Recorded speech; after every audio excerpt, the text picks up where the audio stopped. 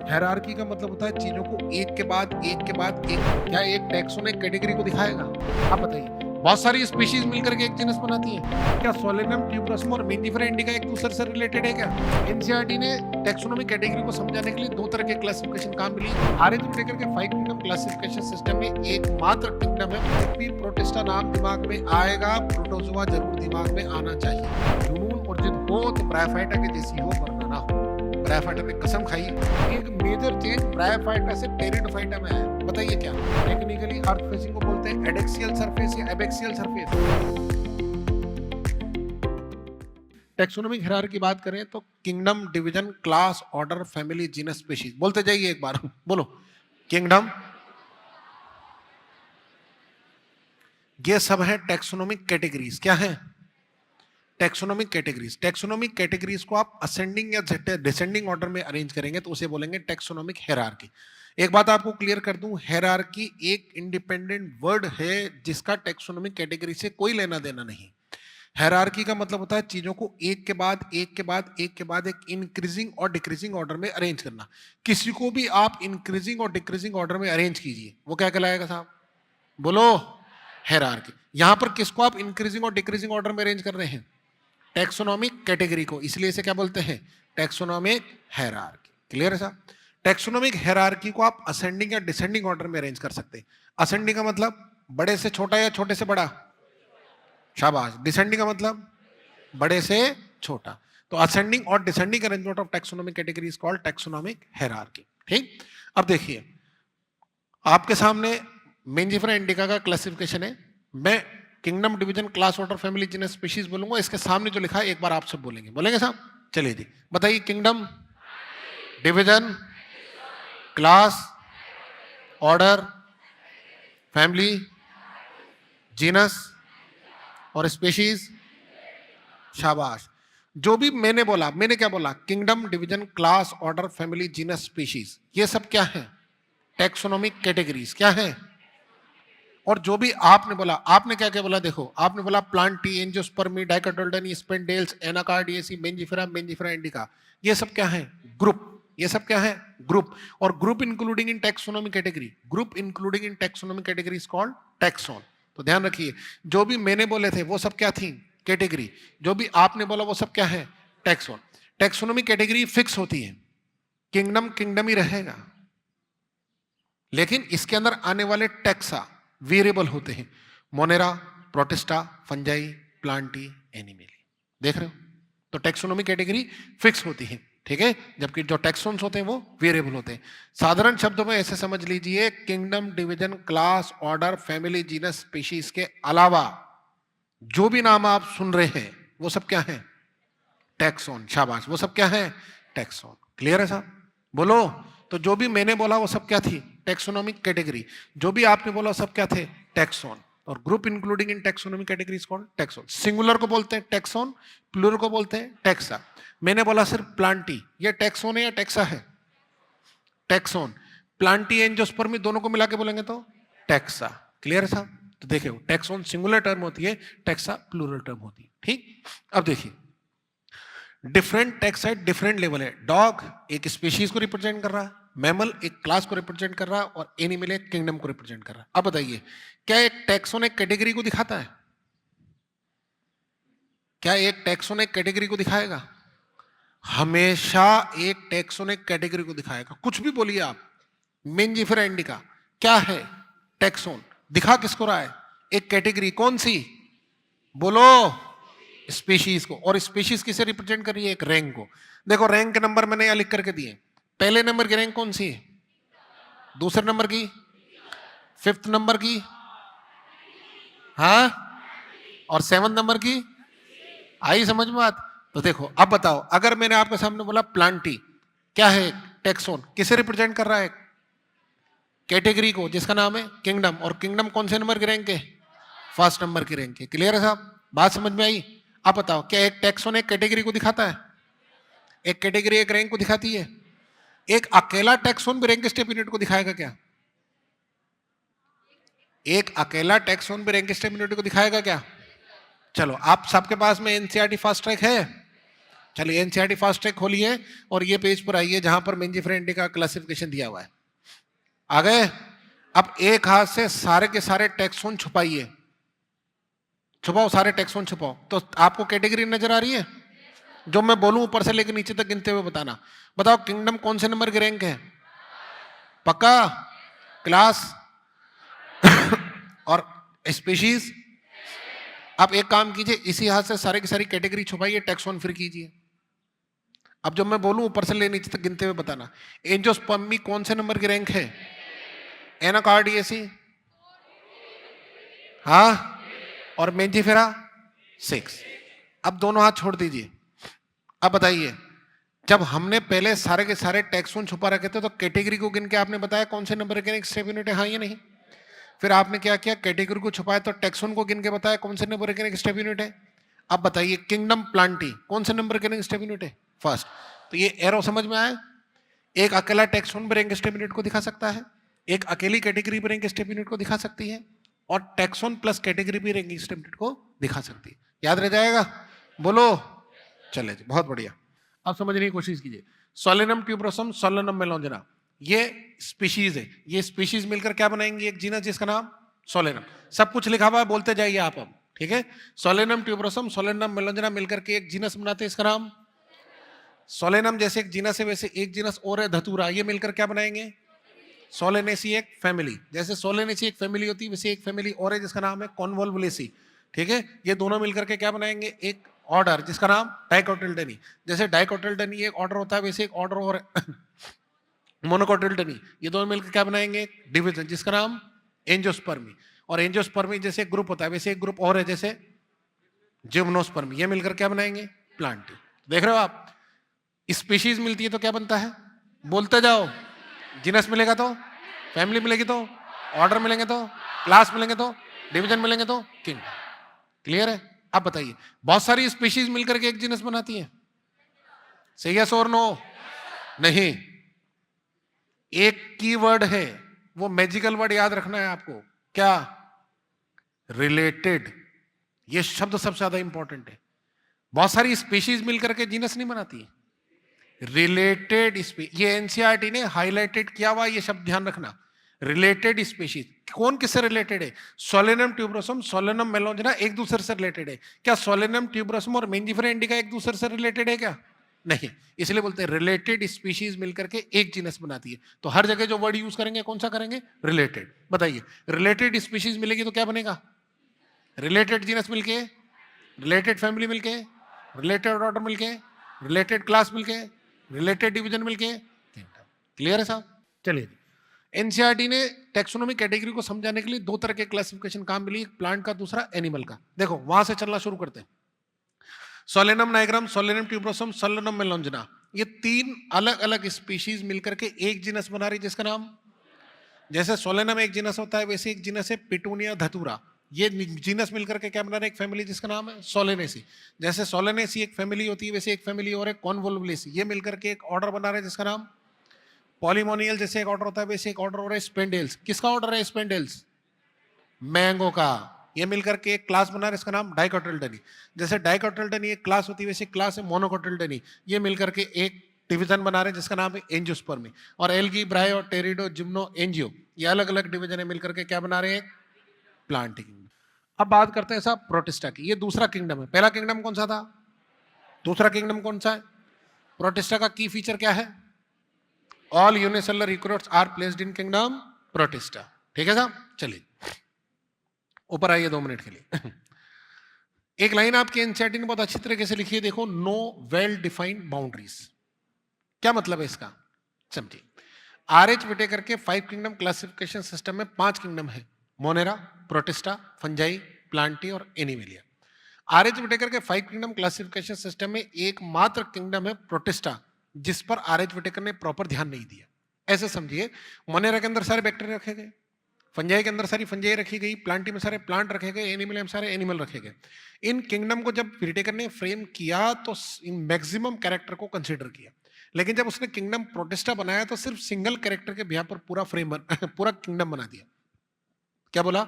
All unicellular eukaryotes are placed in kingdom Protista. जितना attention kingdom Protista पर देना था उतना अटेंशन नहीं दे करके सिंगल कैरेक्टर के बेसिस पर पूरा किंगडम फ्रेम किया। यही कारण है कि किंगडम प्रोटिस्टा के अंदर आने वाले ग्रुप ऑफ ऑर्गेनिक प्लांट के जैसे भी है, एनिमल के जैसे भी है, फंजाई के जैसे भी है। इसलिए एनसीईआरटी लिखती है कि आर.एच. विटेकर ने किंगडम प्रोटिस्टा की बाउंड्रीज को ठीक से डिसाइड नहीं किया। जितनी अटेंशन देनी थी उतनी अटेंशन न दे करके सिंगल कैरेक्टर के बेसिस पर पूरा किंगडम फ्रेम किया। क्या बोला? All unicellular eukaryotes are placed in kingdom Protista. ठीक है साहब? इसलिए इनके अंदर आप ग्रुप ऑफ ऑर्गेनिज्म देखेंगे उनमें प्लांट के जैसे, फंजाई के जैसे और एनिमल जैसे कैरेक्टर भी आपको देखने को मिलते हैं।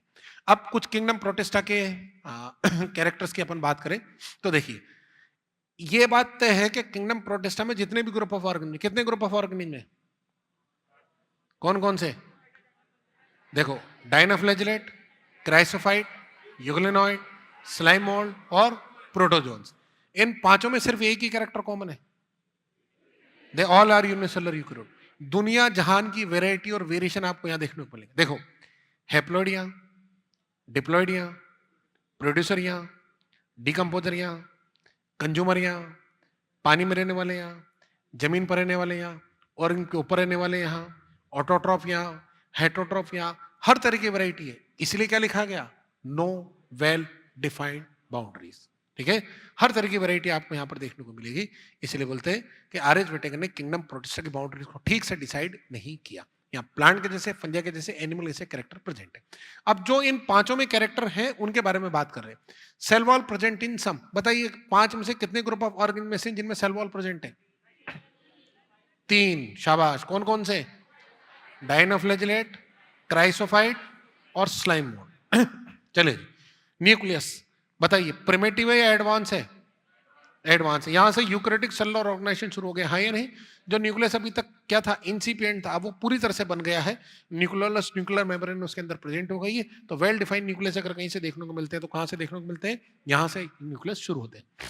मेम्ब्रेन बाउंड सेल ऑर्गेनेल जैसे mitochondria, endoplasm, reticulum, Golgi body, lysosome, ribosome, सारी की सारी चीजें यहाँ पर प्रेजेंट है, क्योंकि पूरी तरह से यूकैरियोटिक सेल का फॉर्मेशन यहाँ पर हो गया है। ठीक, sum of cilia and flagella, movement या लोकोमोशन के लिए इनमें सीलिया, फ्लैजेला प्रेजेंट होते हैं। बताइए पहले तो उन ग्रुप का नाम बताइए जिनमें फ्लैजेला प्रेजेंट होता है, बोलिए। डायनोफ्लैजिलेट, यूग्लिनॉइड, क्लियर है? और कर देना गलती, प्रोटोजोन्स। याद करो बच्चों, प्रोटोजोआ के अंदर तो पूरा की पूरा एक ग्रुप है फ्लैजिलेटेड प्रोटोजोन्स के नाम से। हमेशा याद रखिए, जब भी प्रोटिस्टा नाम दिमाग में आएगा प्रोटोजोआ जरूर दिमाग में आना चाहिए। तो बोले फ्लैजिला से मूवमेंट किस किस में होता है? डायनोफ्लैजिलेट, यूग्लिनॉइड और प्रोटोजोआ। सीलिया से मूवमेंट किस में होता है? सिर्फ और सिर्फ प्रोटोजोआ में। पूरे प्रोटिस्ट में प्रोटोजोआ के अलावा कोई ग्रुप ऐसा नहीं है जिसमें सीलिया प्रेजेंट होते हो। ठीक, एसेक्सुअल रिप्रोडक्शन बाइनरी फिजन से होता है, सेक्सुअल रिप्रोडक्शन सेल फ्यूजन और जाइगोट फॉर्मेशन से होता है। कुछ मेंबर्स ऐसे भी हैं प्रोटिस्टा में जिनमें स्पोर का फॉर्मेशन होता है। बताएंगे कौन सा ग्रुप ऐसा है जिसमें स्पोर से एसेक्सुअल रिप्रोडक्शन होता है? स्लाइम मोल्ड, शाबाश। दे आर मेनली एक्वेटिक और ये पानी के अंदर मिलते हैं। चलिए, अलग अलग इंडिविजुअल तो आपने क्लासरूम में पढ़ी लिए हैं, है कि नहीं है? अब इनको टेबुलर फॉर्म में मैंने ऐसे कैसे आपके सामने रख दिया। आइए, एक तरफ ऑर्गन के नाम दिए, दूसरी तरफ कैरेक्टर दिए, बोर्ड पर देखते जाइए स्क्रीन पर और चीजें कंप्लीट करते जाइए। आइए सबसे पहले बात करते हैं हैबिटेट की। ध्यान रखना, क्राइसोफाइट के अंदर दो ग्रुप ऑफ ऑर्गन में आते हैं, एक का नाम है डायटम और दूसरे का नाम है डेस्मिड्स। ठीक है, गोल्डन एल की जिसको अपन बोलते हैं। ठीक है, हैबिटेट की बात करें तो देखो, क्राइसोफाइट के लिए एनसीईआरटी लिखती है fresh water as well as marine. अब यहां पर बात समझना, एनसीईआरटी ने जो लिखा है बिल्कुल सही लिखा है, कोई गड़बड़ नहीं है। वो पूछे क्राइसोफाइट कहां मिलते हैं? Fresh water as well as marine में मिलते हैं। अब क्राइसोफाइट में दो ग्रुप ऑफ ऑर्गेनिज्म में, एक का नाम है, दूसरा का नाम है, ये अलग अलग जगह पर मिलते हैं। अब मैं जो बोल रहा हूं ध्यान से सुनिए, डायटम्स मेनली मैराइन या फ्रेश वाटर? हाँ, तो ध्यान रखना, डायटम्स मेनली मैराइन और डेस्मिड्स मेनली फ्रेश वाटर। इन दोनों को जोड़ दो तो chrysophyte fresh water as well as marine. Clear है? डायनोफ्लैजिलेट मेनली मैराइन होते हैं, यूग्लिनॉइड स्टैग्नेंट फ्रेश वाटर के अंदर मिलते हैं। ठीक है, ये फ्रेश वाटर में मिलते हैं, कभी कभी डैम सॉइल में भी मिलते हैं, लेकिन नॉर्मली ये फ्रेश वाटर मिलते हैं। Slime mould found in decaying twig in leaf engulfing organic material. ये जो डेड ऑर्गेनिक मैटर पड़ा होता है उसके ऊपर ये ऐसे एनगल्फ करते हुए आगे चलते हैं, तो कुछ फूड पार्टिकल इनके बीच में फंस भी जाते हैं, इसलिए इसको बोलते हैं इस टाइप से, found in decaying twigs and leaf engulfing organic dead organic matter. ठीक है, अगला बात करते हैं सेल वॉल। मैंने पहले ही बताया जरूरी नहीं है सब में हो, जरूरी नहीं है सब में हो, जिसमें होगी उसमें बोलो, जिसमें होगी उसमें सेलुलोज की होगी। ध्यान रखना, प्रोटिस्टा में जरूर नहीं है सेल वॉल सब में हो, जिसमें होगी उसमें सेलुलोज की होगी। Hello, very good. ठीक है, डायटम के अंदर two thin overlapping cell wall होती है जो एक के ऊपर एक फंसी हुई होती है। देखो ऐसे, लीड ऑफ सॉफ्ट बॉक्स ऐसे, ये आधी है ये आधी है, इसको बोलते हैं lead of soft box. Clear है साहब? चलिए, सेल वॉल डाइनोफ्लेजिलेट के अंदर प्लेट्स की फॉर्म में होती है। ये देखो, ये इस तरह से प्लेट्स होती हैं जो एक के ऊपर एक इस तरह से रखी हुई होती है और ऑर्गन को इस तरह से कवर करती हैं। जैसे पुराने जमाने में जब राजा महाराजा लड़ने जाते थे तो अपनी पूरी बॉडी को किसी शेल या कवच में कवर करके जाते थे, तो प्लेटेड सेल वॉल की एक्सटर्नल अपीयरेंस कुछ ऐसी आती है जैसे इन्हें किसी शेल में कवर किया हुआ है। इसी वजह से इन्हें प्यार से क्या बोलते हैं? आर्मडेल की। हाँ या नहीं? Because plated cell wall look like armed. हाँ या नहीं? यूग्लिनोइड के अंदर सेल वॉल एब्सेंट होती है। सेल वॉल की जगह पर एक प्रोटीन रिच लेयर होती है जिसे क्या बोलते हैं? पेलिकल। पेलिकल किसकी बनी है? प्रोटीन की बनी हुई होती है। ठीक है साहब? स्लाइम मोल्ड की वेजिटेटिव फेज में सेल वॉल एब्सेंट होती है, लेकिन रिप्रोडक्टिव फेज में भी सिर्फ और सिर्फ स्पोर के अंदर सेल वॉल किसकी बनी है?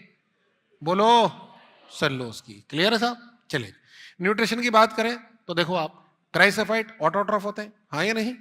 और चीफ प्रोड्यूसर इन ओशन के नाम से भी जाना जाता है। एग्जाम में 2 बार क्वेश्चन पूछा गया, ध्यान रखिएगा साहब। चीफ प्रोड्यूसर इन ओशन, इनका नंबर सबसे ज्यादा होता है। डाइनोफ्लेजिलेट ऑटोट्रॉफ होते हैं। यूग्लिनोइड में mixotrophic mode of nutrition. What is meaning of mixotrophic? Myxo का मतलब मिक्स, ट्रॉफिक का मतलब न्यूट्रिशन, न्यूट्रिशन का मिक्सर। जब एक ऑर्गेनिज्म में एक से ज्यादा टाइप का मोड ऑफ न्यूट्रिशन हो, तो आप अच्छी तरह जानते हैं यूग्लिनोइड को जब सनलाइट मिलती है तब तो वो फोटोसिंथेसिस करते हैं, और जब सनलाइट नहीं मिलती तब वो अपने से छोटे ऑर्गन को वाटर करंट के साथ में पकड़ते हैं, मारते हैं और खाते हैं। They behave like predator. तो देखो, एक ऑर्गन अपनी एक लाइफ में एक से ज्यादा टाइप का मोड ऑफ न्यूट्रिशन शो कर रहा है। हाँ या नहीं? इस टाइप के मोड ऑफ न्यूट्रिशन बोलते हैं mixotrophic mode of nutrition. Slime mould heterotroph और सेप्रोफाइट होते हैं, मतलब डेड ऑर्गेनिक मैटर से न्यूट्रिशन लेने का काम कर रहे हैं। लोकोमोशन की बात करें तो passive floating movement, cilia and flagella absent. Chrysophyte के अंदर सीलिया फ्लैजेला नहीं होती, लेकिन फिर भी मूव करते हैं विद द हेल्प ऑफ, बोलो, with the help of stored food या स्टोर्ड फैट। इनका जो स्टोर्ड फूड होता है ये वो पानी में डूबने नहीं देता, तो जिधर की तरफ हवा चलती है उधर की तरफ ये मूव करते हुए चलते हैं। हाँ या नहीं? इस टाइप से आपने देखा हो, लकड़ी का टुकड़ा पानी में फेंक दो, डूब जाएगा क्या? नहीं, जिधर की तरफ हवा चलेगी उधर की तरफ मूव फ्लोट करता हुआ जाएगा। हाँ या नहीं? इसको बोलते हैं पैसिव मूवमेंट, एनर्जी खर्च नहीं हो रही है। ठीक है? डाइनोफ्लेजिलेट की बात करें तो 2 अनइक्वल फ्लेजिला होती है, एक ट्रांसवर्स होती है, दूसरी लॉन्गिट्यूडनल होती है, जिसकी वजह से मूवमेंट होता है। अब देखो, सपोज करो ये डाइनोफ्लेजिलेट, एक फ्लेजिला निकलती है यहां से, एक फ्लेजिला निकलती है यहां से। इमेजिन कीजिए, इस वाली फ्लेजिला के अंदर मूवमेंट होगा ऐसे, स्ट्रोक लगेगा इधर, ऑर्गन किधर जाएगा? ऊपर। इस फ्लैजिल फ्लैग के अंदर मूवमेंट होता है ऐसे, स्ट्रोक लेगा इधर, ऑर्गन किधर जाएगा? इधर। इमेजिन कीजिए दोनों फ्लेजिला में एक साथ मूवमेंट हो रहा है तो ऑर्गन कैसे जाएगा? ये इस टाइप का मूवमेंट होता है। हाँ या नहीं? इस टाइप के मूवमेंट को बोलते हैं विर्लिंग विप मूवमेंट। क्या बोलते हैं? विर्लिंग विप मूवमेंट। तो ध्यान रखना, ट्रांसवर्स और लॉन्गिट्यूडनल फ्लेजिला की वजह से सीधे नहीं जाते, टेढ़े जाते हैं, इसको बोलते हैं विर्लिंग विप मूवमेंट। यूग्लिनोइड के अंदर भी 2 अनइक्वल फ्लेजिला होती है। ठीक है? लेकिन खास बात, एक फंक्शनल होती है, दूसरी नॉन फंक्शनल होती है। मूवमेंट किससे होगा? बोलो, नॉन फंक्शनल से। है? फंक्शनल से। नॉन फंक्शनल किसी काम की नहीं होती। आपके 4 साल पहले जो एनसीईआरटी का वर्जन था उसके अंदर तो यूग्लिनोइड में फ्लेजिला ही नहीं थी, है कि नहीं? अभी जो 2 साल पहले एनसीईआरटी का वर्जन आया उसमें दूसरी फ्लेजिला बनाई है, लेकिन जो नॉन फंक्शनल फ्लेजिला बनाई है वो छोटी बनाई है। ठीक है? चलिए आगे बात करें। स्पेशल पॉइंट ये ध्यान रखिएगा साहब, एग्जामिनेशन पॉइंट ऑफ व्यू से इंपॉर्टेंट है। सेल वॉल जो इनकी होती है इंडेस्ट्रक्टेबल होती है, मतलब उसका डिकम्पोजिशन नहीं होता। क्यों? शाबाश, सिलिका की वजह। इनकी सेल वॉल में सेलुलोज के साथ में सिलिका प्रेजेंट होती है, और सिलिका की प्रेजेंस की वजह से इनकी सेल वॉल का प्रॉपर डिकम्पोजिशन नहीं होता। हजारों सालों से डायटोम्स मर रहे हैं, हजारों सालों से डायटोम्स पैदा हो रहे हैं, ऑर्गेनिज्म तो डिकम्पोज होता है लेकिन सेल वॉल डिकम्पोज नहीं होती और ऐसे कैसे जाके समुद्र के बेसमेंट में बैठ जाती है। हजारों सालों में वहां पर बड़ी बड़ी रॉक्स बन गई हैं, चट्टानें बन गई हैं, जिन्हें हम डायटोमियस अर्थ या किसेलगर के नाम से जानते हैं। किस नाम जानते हैं? किसेलगर। तो ह्यूमन को जब इस किसेलगर या डायटोमियस अर्थ के बारे में पता चला तो इंसान इसे वहां से निकाल के लाया और ये जैसे लोगों के हाथों में गई वैसा इस्तेमाल इसका होना शुरू हुआ। नहीं, देखो ह्यूमन के हाथ में आया तो उसने इसका इस्तेमाल करना शुरू किया किसमें? फिल्ट्रेशन ऑफ ऑयल और सिरप के अंदर या स्टोन पॉलिशिंग। आपने देखा होगा जो पत्थर को पॉलिश करने के लिए एक मशीन आती है, उसके नीचे कुछ ब्लॉक्स लगते हैं, वो ब्लॉक्स कुछ और नहीं होते, किसेलगरी होते हैं। सिलिका पार्टिकल्स की क्वांटिटी की बिहाफ पर उनको अलग अलग नंबरिंग दी जाती है। पत्थर जब जमीन के ऊपर घूमता है, मतलब वो बट्टियां जब पत्थर के ऊपर घूमती है तो पत्थर पॉलिश होता है। कभी कभी तो पॉलिश इतनी अच्छी हो जाती है कि शक्ल दिखने लगती है, इसे बोलते हैं मिरर पॉलिश। क्या बोलते हैं? Mirror polish. आगे बात करें डाइनोफ्लेजिलेट की रेड टाइड, रैपिड मल्टीप्लिकेशन की वजह से पूरे सी सरफेस पर फैल जाते हैं और टॉक्सिक सब्सटेंस सेक्रेट करते हैं। ठीक है, इसको बोलते हैं red tide, rapid multiplication is spreading of the red dinoflagellate. ठीक है, जब ये इनका रैपिड मल्टीप्लिकेशन होता है तो उसके साथ में टॉक्सिक सब्सटेंस भी सीक्रेट करते हैं। इस टॉक्सिक सब्सटेंस की वजह से काफी सारी एक्वेटिक लाइफ डैमेज हो जाती है। क्या हो जाती है? डैमेज। और इसी वजह से इन्हें वाटर ब्लूम के नाम से भी जानते हैं। किस नाम जानते हैं? Water bloom. देखो, toxin secret during the red tide causes death of fishes, इसे बोलते हैं वाटर ब्लूम। ठीक है, यूग्लोनाइट की बात करें, जब लाइट मिलती है तो फोटोसिंथेसिस करते हैं। टिक कीजिए, जब सनलाइट नहीं मिलती है तो अपने से छोटे ऑर्गन को ये खाते हैं, दे बिहेव लाइक प्रेडेटर। ठीक है, और स्लाइम मोल्ड की बात करें, फेवरेबल कंडीशन में प्लाज्मोडियम बनाते हैं, अनफेवरेबल कंडीशन में स्पोरेंजिया बनाते हैं। ठीक है, यह स्पोरेंजिया वर्ड यूज किया गया फ्रूटिंग बॉडी के लिए। ठीक है, जिसके अंदर क्या प्रेजेंट होंगे? स्पोर। याद रखिएगा साहब, स्लाइम मोल्ड के स्पोर के चारों तरफ ट्रू वॉल होती है, इसी वजह से कई सालों तक अनफेवरेबल कंडीशन को फेस कर सकते हैं। यहां से इस तरह से तैयार होते हैं आपके एआर। आपको बोला जाए स्लाइम मोल्ड कई सालों तक अनफेवरेबल कंडीशन को फेस कर सकता है, ये असर्शन है, तो रीजन क्या है? क्या? शाबाश, क्योंकि इनके स्पोर के चारों तरफ ट्रू वॉल प्रेजेंट होती है। ठीक है, और ये हवा के जरिए उड़ते हुए जाते हैं। डायग्राम जो आपके एनसीईआरटी में दे रखे हैं, डाइनोफ्लेजिलेट क्राइसोफाइट का डायग्राम आपकी एनसीईआरटी में नहीं, इसलिए मैंने खाली छोड़ दिया। आपको डायग्राम देखना हो तो मॉड्यूल के अंदर दिया हुआ है। चलिए अब बात करते हैं ब्रायोफाइटा की। Bryophyta first land plant on earth. जीवन अभी तक पानी में चल रहा था, पता है आपको? लाइफ अभी तक पानी में थी। कौन थी? एल्गी। जीवन पहली बार निकलकर पानी से जमीन पर आया। ये पानी के पास की जमीन थी, कीचड़, कादा, मड, इस पर डेवलप है ब्रायोफाइट। तो ब्रायोफाइट को फर्स्ट लैंड प्लांट के नाम से जाना जाता है। ब्रायोफाइट लैंड पर तो आया लेकिन ये सक्सेसफुल लैंड प्लांट नहीं है। आप अच्छे तरह जानते हैं लैंड पर सक्सेसफुली रहने के लिए दो चीजों का होना जरूरी है, पहला रूट और दूसरा वेस्कुलर टिश्यू।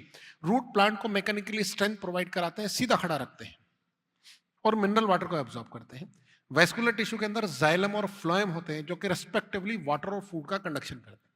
यूं समझ लीजिए साहब, किसी भी एक ऑर्गेनिज्म को एज ए प्लांट, किसी भी एक ऑर्गेनिज्म को एज ए प्लांट अगर इस अर्थ पर सरवाइव करना है तो उसके पास दो चीजों का होना जरूरी है, पहला रूट और दूसरा वेस्कुलर टिश्यू। रूट प्लांट को मैकेनिकल स्ट्रेंथ प्रोवाइड करेगी, सीधा खड़ा रखेगी, मिनरल वाटर को एब्जॉर्ब करेगी। वेस्कुलर टिश्यू के अंदर जाइलम और फ्लोएम होते हैं जो कि रेस्पेक्टिवली वाटर और फूड का कंडक्शन करते हैं। ठीक है साहब, और आपको जानकर ताजुब होगा, ब्रायोफाइटा के पास में ना रूट्स होती हैं ना वेस्कुलर टिश्यूज होते हैं। ब्रायोफाइट फीड भी लैंड प्लांट होते हैं। जुनून और जिद हो तो ब्रायोफाइटा के जैसी हो, वरना ना हो। ब्रायोफाइटा ने कसम खाई, रहेंगे तो जमीन पर रहेंगे, नहीं तो नहीं रहेंगे, मर जाएंगे साहब। ठीक है, तो ब्रायोफाइटा ने क्या किया साहब, इनकी जगह कुछ दूसरी चीजें काम मिली, उसके बारे में एक एक करके आपको बताऊंगा साहब। ठीक, एम्फीबियंस ऑफ प्लांट किंगडम के नाम से इन्हें जाना जाता है क्योंकि इन्हें सर्वाइव करने के लिए लैंड और वाटर दोनों रिक्वायर्ड है। रहते तो जमीन पर है लेकिन मेल गेमिट मोटाइल है और वाटर के हेल्प से तैरता हुआ फीमेल गेमिट तक जाएगा। जब मेल गेमिट मोटाइल है और वाटर के हेल्प से तैरता हुआ फीमेल गेमिट तक जाएगा तो सीधी सी बात है, क्या चाहिए? पानी। इसलिए बोलते हैं एम्फीबियंस। याद रखिए, एम्फीबियंस एनिमल्स में वो ग्रुप ऑफ ऑर्गेनिज्म होते हैं जिन्हें सर्वाइव करने के लिए लैंड और वाटर दोनों चाहिए होता है, हाँ या नहीं? इसलिए आपके एनसीईआरटी ने लिखा एम्फीबियंस ऑफ प्लांट किंगडम या similar to amphibians of animal kingdom. या तो ये प्लांट किंगडम के एम्फीबियंस है या ये एनिमल किंगडम के एम्फीबियंस के जैसे होते हैं। ठीक, इसलिए मैंने कहा रहते जमीन पर है। अब बात ये आती है, जब इनके पास रूट वेस्कुलर टिश्यू नहीं है तो जमीन पर कैसे रहते?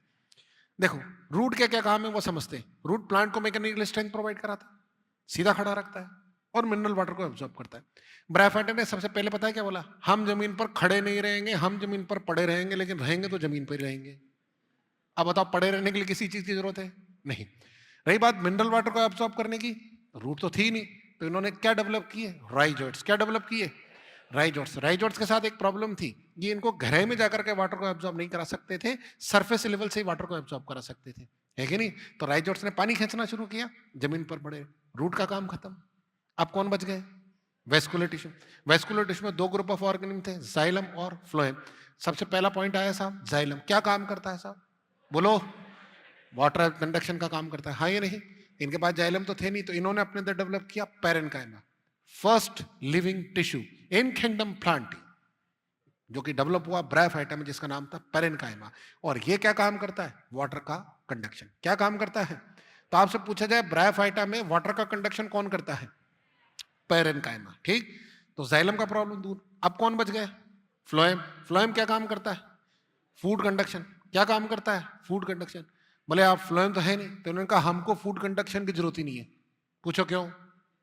हमारी हर सेल फोटोसिंथेसिस करेगी। जब हमारी हर सेल फोटोसिंथेसिस करेगी तो हमें कहीं खाना पहुंचाने की जरूरत ही नहीं है। और जो सेल हमारी फोटोसिंथेसिस नहीं करेगी, उसके पास वाली सेल उसे फूड प्रोवाइड करेगी। यही कारण है कि ब्रायोफाइट इत्तू से रहेगा, इत्तू से, ठीक है? कभी आपको एग्जाम में क्वेश्चन पूछा जाए ब्रायोफाइट टॉल प्लांट नहीं है, क्यों? तो अगर ये असर्शन है तो रीजन दोनों में से कुछ भी हो सही है। रीजन अगर ये है कि इनके पास रूट वेस्कुलर टिश्यू नहीं है तो भी सही है, और अगर रीजन ये है कि यहां पर हर सेल फोटोसिंथेसिस करने के साथ साथ वाटर का कंडक्शन पैरेन्काइमा से होता है तो भी सही है। ध्यान रखना, ब्रायोफाइट इसलिए इतने से रह गए। नेचर को ये बात समझ में आई कि बहुत कोशिश करने के बाद भी ब्रायोफाइट बड़े नहीं हो पाए, तो जब टेरिडोफाइटा सबसे पहले इस अर्थ पर आए तो टेरिडोफाइटा में क्या डेवलप हुए? Vascular tissue. क्लियर है साहब? याद रह जाएगा? आइए, मॉइस्ट और शेडी प्लेसेस पर ग्रो करते हैं, मजबूरी है, सीधी सी बात है, रिक्वायर वाटर फॉर फर्टिलाइजेशन, और इनके पास में ट्रू स्टेम और लीव्स नहीं होती है, और वेस्कुलर टिश्यू एब्सेंट होता है।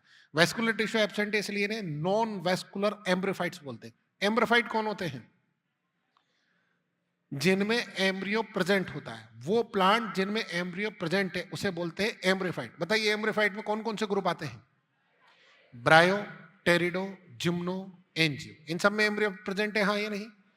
वेस्कुलर एम्ब्रियोफाइट्स में कौन कौन आएंगे? टेरिडो, जिम्नो, एंजियो। तो नॉन वेस्कुलर एम्ब्रियोफाइट कौन हुए? ब्रायोफाइट। क्लियर है? चलिए जी, अब बात करते हैं लाइफ साइकिल ऑफ ब्रायोफाइट, ठीक है? अब आप लोग बोलते जाइए, साथ के साथ सब कुछ दिख रहा है स्क्रीन पर, सीक्वेंस में चलेंगे, मैं चीजों को हाथ क्या समझाता चलूंगा।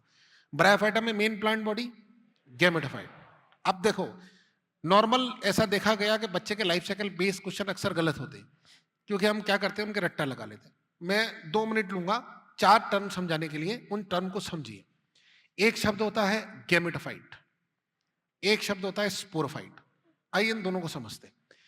जो मैं बोल रहा हूं उसकी इमेज अपने दिमाग में बनाने की कोशिश कीजिए। गैमेटोफाइट क्या होता है? Gamete producing plant body is called gametophyte. Gametophyte क्या होता है? वो प्लांट बॉडी जो किसका प्रोडक्शन करे? गैमेट। तो बताओ गैमेटोफाइट क्या प्रोड्यूस करेगा? गैमेट। गैमेटोफाइट क्या प्रोड्यूस करेगा? गैमेट। अब गैमेटोफाइट अगर मैं कहूं हैप्लॉइड है और गैमेट भी हैप्लॉइड है, तो बताइए गैमेटोफाइट से गैमेट बनाने के लिए कौन सा डिवीजन काम में आएगा? मियोसिस या माइटोसिस? माइटोसिस।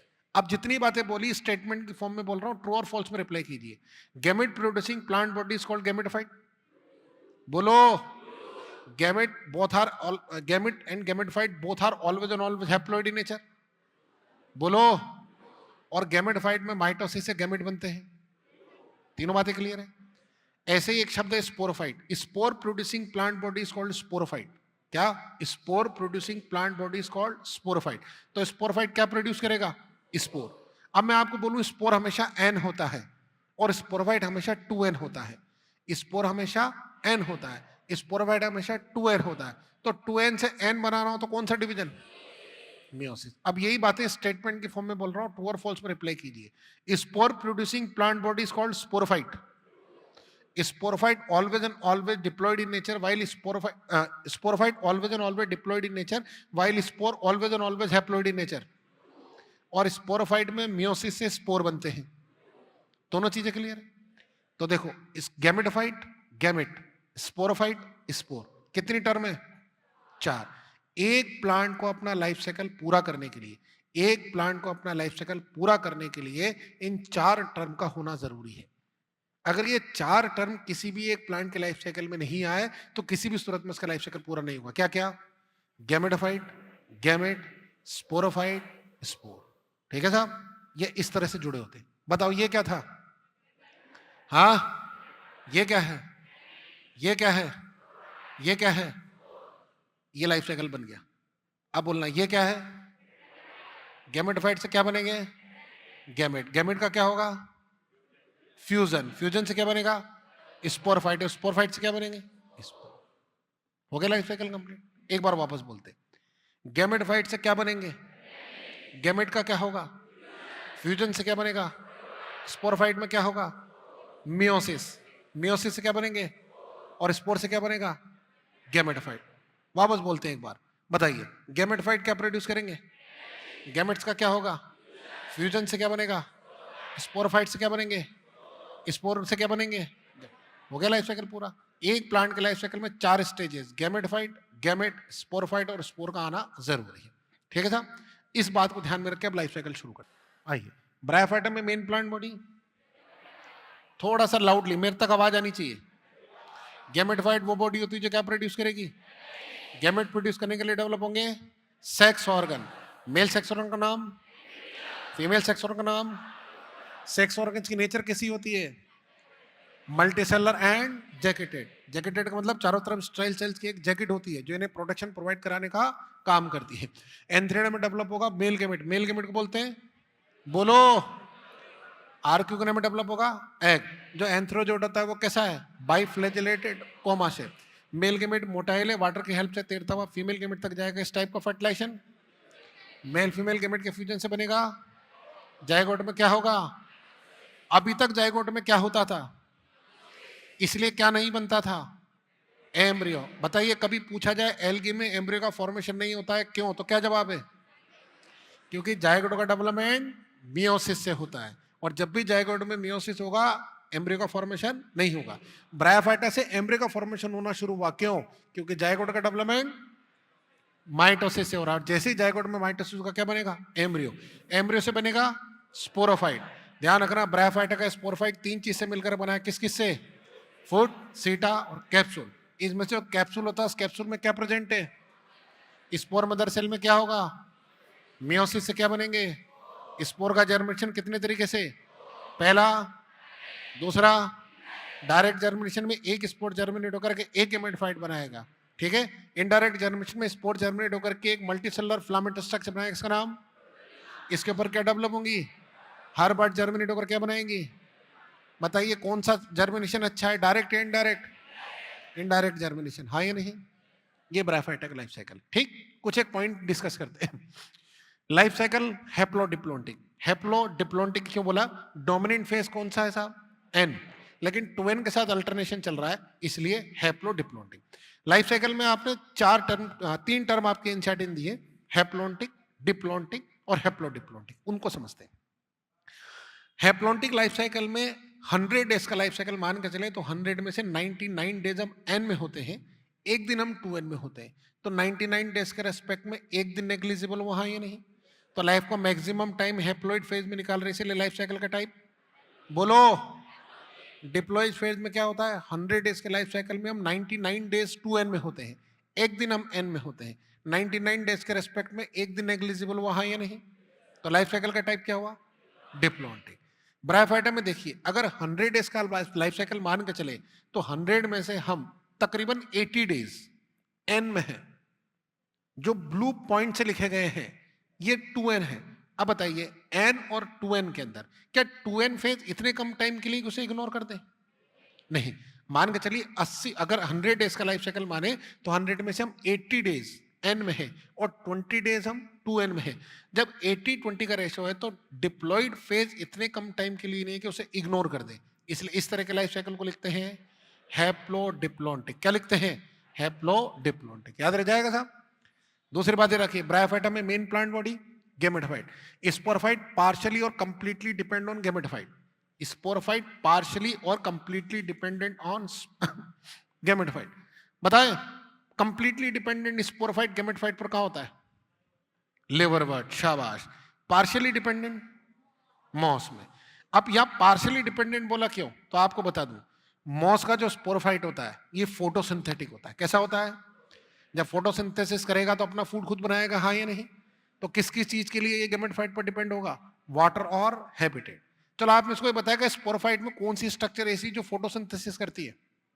फूड सीटा कैप्सूल में से कैप्सूल, ध्यान रखना, सीटा और फूड फोटोसिंथेसिस नहीं करते हैं, फोटोसिंथेसिस सिर्फ और सिर्फ कैप्सूल करता है। ठीक है, चलिए अब लाइफ साइकिल ऑफ टेरिडोफाइटा की बात करते हैं। एक मेजर चेंज ब्रायोफाइटा से टेरिडोफाइटा में आया, बताइए क्या? शाबाश, बहुत बढ़िया, मेन प्लांट बॉडी। ब्रायोफाइटा में मेन प्लांट बॉडी क्या थी? हाँ, गैमेटोफाइट। टेरिडोफाइटा में मेन प्लांट बॉडी क्या है? स्पोरोफाइट। चलिए जी वहां से शुरू करते हैं, देखो बोलते जाना देख करके, है ना। ब्रायोफाइटा में main plant body sporophyte. Sporophyte वो बॉडी होती है जो क्या प्रोड्यूस करेगी? स्पोर। और स्पोर प्रोड्यूस करने के लिए डेवलप होती है स्पोरोफिल। क्या डेवलप होती है? स्पोरोफिल। स्पोरोफिल पर डेवलप होती है स्पोरेंजिया में क्या डेवलप होगी? स्पोर मदर सेल में क्या होगा? मियोसिस से क्या बनेंगे? स्पोर का होगा जर्मिनेशन, हाँ या नहीं? जैसे स्पोर जर्मिनेट होंगे क्या बनाएंगे? प्रोथेलस। प्रोथेलस गैमेटोफाइट का ही प्यार का नाम होता है, हाँ या नहीं? इसके ऊपर डेवलप होते हैं सेक्स ऑर्गन्स। बताइए मेल सेक्स ऑर्गन को बोलेंगे, फीमेल सेक्स ऑर्गन को बोलेंगे।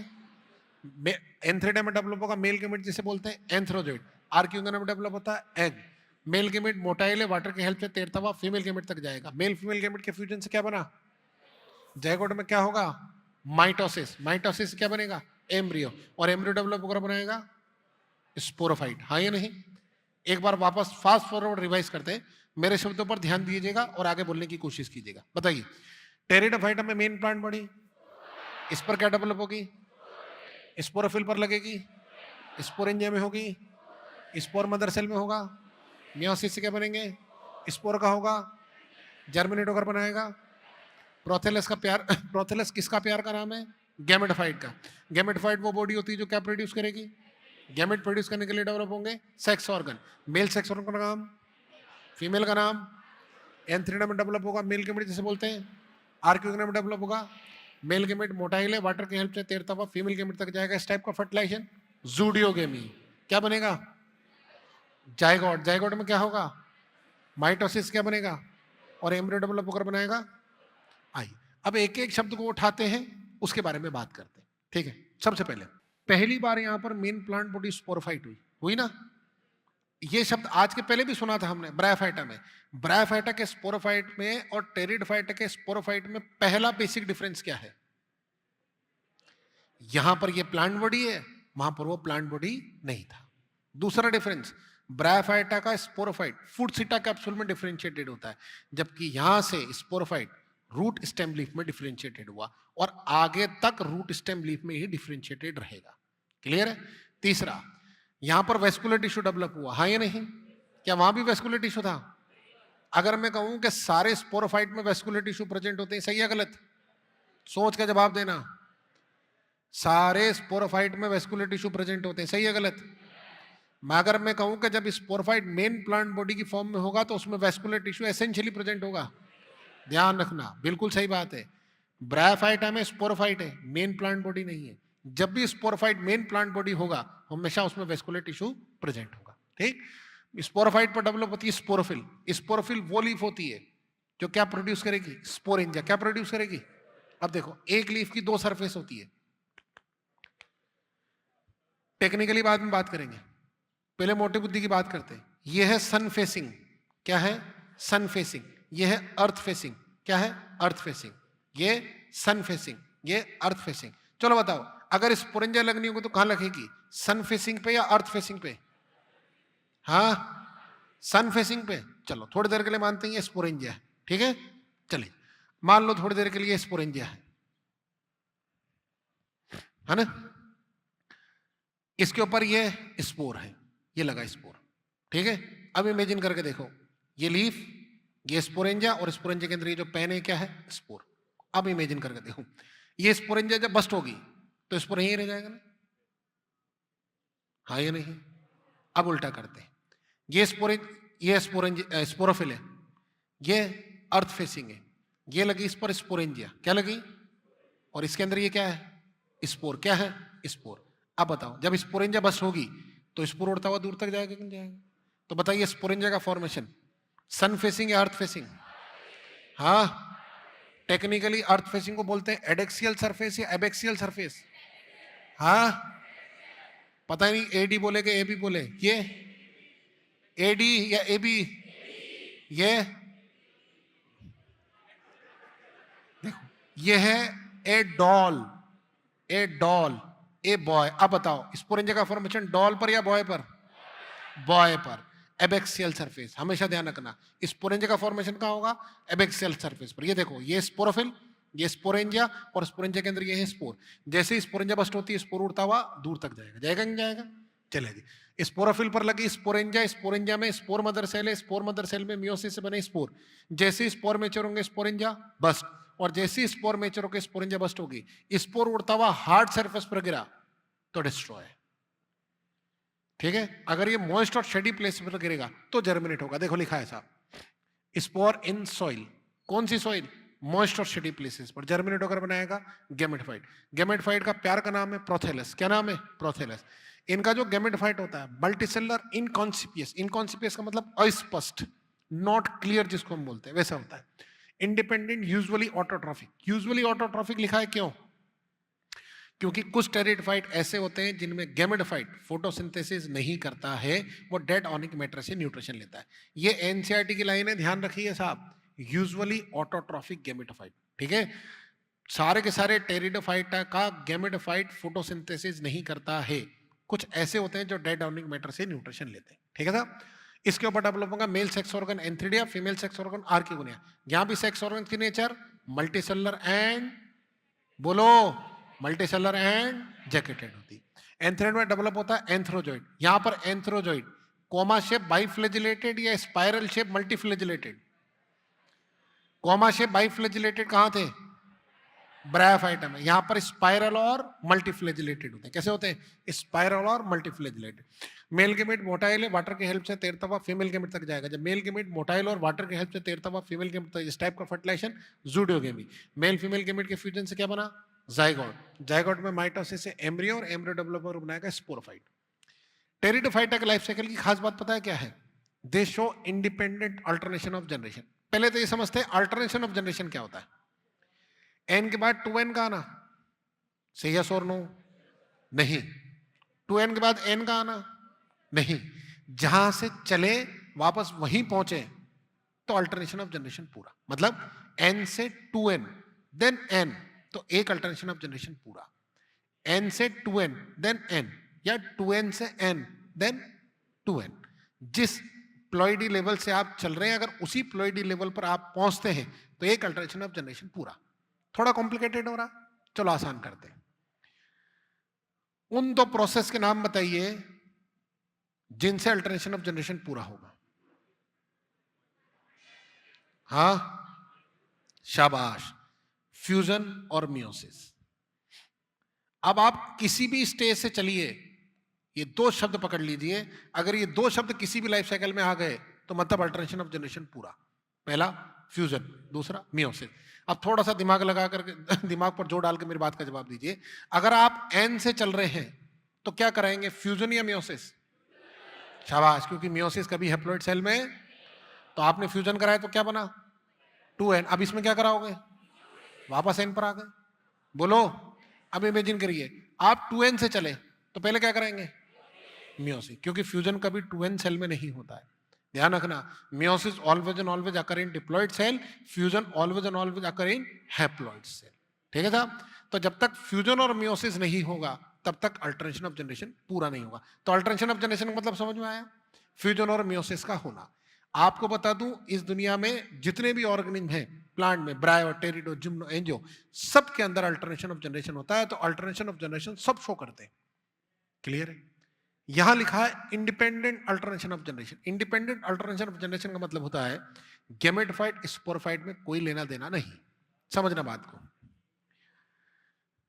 यह है गैमेटोफाइट, क्या है? बोलते जाओ, क्या है? ये स्पोरोफाइट, क्या है? ये ये ये ये ये ये ये सिचुएशन कहां है? ब्रायोफाइटा में। ये क्या था? ये क्या था? ये सिचुएशन कहां है? ब्रायोफाइटा। ब्रायोफाइटा में क्या होता है? जो स्पोरोफाइट होता है वो गैमेटोफाइट पर डिपेंड करता है, हाँ ये नहीं? ये सिचुएशन कहां है? टेरिडोफाइटा में, टेरिडोफाइटा में गेमेटोफाइट स्पोरोफाइट दोनों अलग अलग है। और ये सिचुएशन कहां चली जाएगी? जिम्नोस्पर्म में। जिम्नोस्पर्म में क्या होगा? जो गेमेटोफाइट होगा वो स्पोरोफाइट पर चले जाएगा। एक बार वापस रिवाइज करते हैं, बताओ ये क्या है? ये क्या है? ये सिचुएशन, ये शाबाश। ब्रायोफाइटा में क्या होता है? जो गेमेटोफाइट होता है वो, जो स्पोरोफाइट होता है वो गेमेटोफाइट पर डिपेंड करता है। जिम्नोस्पर्म में गेमेटोफाइट स्पोरोफाइट पर चला जाएगा। और ये सिचुएशन ऐसी है जो इंडिपेंडेंट है, गेमेटोफाइट स्पोरोफाइट का एक दूसरे से कोई लेना देना नहीं। बात ये आती है कि pteridophyte he independent alternation of generation show करता है। क्यों? क्योंकि स्पोर का जर्मिनेशन स्पोरेंजिया के बाहर होता है। अभी समझो, देखो मैं एक स्पोरोफाइट हूं, थोड़ी देर के लिए मानना, देखो मैं एक स्पोरोफाइट हूं, रूट, स्टेम और लीफ, ठीक? ये स्पोरोफिल, ये स्पोरेंजिया और ये स्पोर। क्या है? स्पोर। मैं क्या हूं? बोलते जाओ। स्पोरोफाइट, रूट, स्टेम, लीफ, ये स्पोरेंजिया और ये स्पोर। क्लियर है साहब? टेरिडोफाइटा की बात कर रहा हूं, ठीक? क्या होगा? स्पोरोफिल पर क्या लगेगी? स्पोरेंजिया। स्पोरेंजिया में क्या लगेंगे? स्पोर लगे। अब क्या होगा? जैसे स्पोर में चोरेंगे स्पोरेंजिया बस सराओ ना, बस ठीक है। क्या होगा? जैसे स्पोर में चोगा स्पोरेंजिया बस, स्पोर उड़ता हुआ गया उधर, जर्मिनेट होकर क्या बनाएगा? अरे जर्मिनेट होकर क्या बनाएगा? बोलो, अरे क्या बनाएगा? गेमेटोफाइट। क्या बनाएगा? मैं क्या हूं? सर क्या है? मैंने क्या प्रोड्यूस किए? सर ने क्या प्रोड्यूस किए? गेमेटोफाइट स्पोरोफाइट का कोई लेना देना है? कभी हो सकता है, कभी नहीं हो सकता। क्यों नहीं हो सकता? क्योंकि स्पोर का जर्मिनेशन स्पोरेंजिया के बाहर हो रहा है। क्लियर है साहब? अब देखो ब्रायोफाइटा में क्या हुआ था? सर गेमेटोफाइट है, हाँ या नहीं? सर के ऊपर ही स्पोरोफाइट का फॉर्मेशन हो रहा था कि नहीं हो रहा था? स्पोरोफाइट गेमेटोफाइट दोनों अलग अलग हो गए क्योंकि स्पोर का जर्मिनेशन स्पोरेंजिया के बाहर हो रहा है। क्लियर है साहब? इसीलिए बोलते हैं, thank you sir, independent alternation of generation. क्या बोलते हैं? Independent alternation of generation. Sporophyte and gametophyte both are independent in free living. मैं और सर दोनों अलग अलग थे, हाँ या नहीं? चलिए, अब जिम्नोस्पर्म में क्या होगा? जिम्नोस्पर्म में क्या होगा? ये जो स्पोर का जर्मिनेशन वहां हुआ था, ये स्पोर का जर्मिनेशन यही होगा। जो सर अभी आपको वहां खड़े हुए नजर आ रहे थे ना, ये फिर मैं इनको हाथ में उठा के रखूंगा। तो गैमेट कौन प्रोड्यूस करेगा? गैमेट कौन प्रोड्यूस करेगा? गेमेटोफाइट। मैंने क्या गैमेट प्रोड्यूस किए? नहीं। मैंने क्या किया? सर को बियर किया, हाँ या नहीं? तो सीधी सी बात है, स्पोरोफाइट ने क्या बियर किया? गेमेटोफाइट। ऐसा किस में होगा? जिम्नोस्पर्म के अंदर होगा। क्लियर है साहब? लाइफ साइकिल हैप्लॉइड डिप्लॉइड, ठीक है? क्योंकि हैप्लॉइड और डिप्लॉइड फेज के बीच में अल्टरनेशन नजर आ रहा। डोमिनेंट फेज कौन सी होती है? स्पोरोफाइट, क्योंकि मेन प्लांट बॉडी क्या है? स्पोरोफाइट, ठीक है? और स्पोरेमियोसिस होता है। ठीक बच्चों?